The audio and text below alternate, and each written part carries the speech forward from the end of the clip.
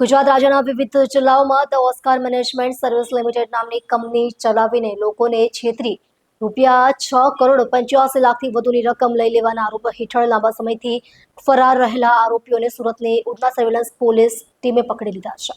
આરોપીઓએ ઉધના વિસ્તારમાં S18 amenity centre bus stand પર કંપનીની શાખા ખોલી હતી. તેઓએ ફરિયાદીઓ અને સાક્ષીઓને વિવિધ સ્કીમો ઓફર કરી લોભાવ્યા હતા, જેમાં 1 વર્ષ માટે 3.75% વ્યાજ, 2 વર્ષ માટે 9.75% વ્યાજ, 2 વર્ષ માટે 16% વ્યાજ, 3 વર્ષ માટે 25% વ્યાજ, 6.5 વર્ષમાં રકમ બમણી થવાની લાલચ આપી છેતરપિંડી કરી હતી. આરોપીઓએ લોકોમાં એવો વિશ્વાસ પેદા કર્યો કે બજારમાં તેમની કંપની કરતાં વધુ નફો અન્ય કોઈ કંપની આપતી નથી અને પૂર્વ આયોજિત છેતરપિંડી યોજના હેઠળ તેઓએ કુલ ₹6,85,09,493 રકમ લોકો પાસેથી રોકાણ તરીકે ઉઘરાવી લીધી હતી.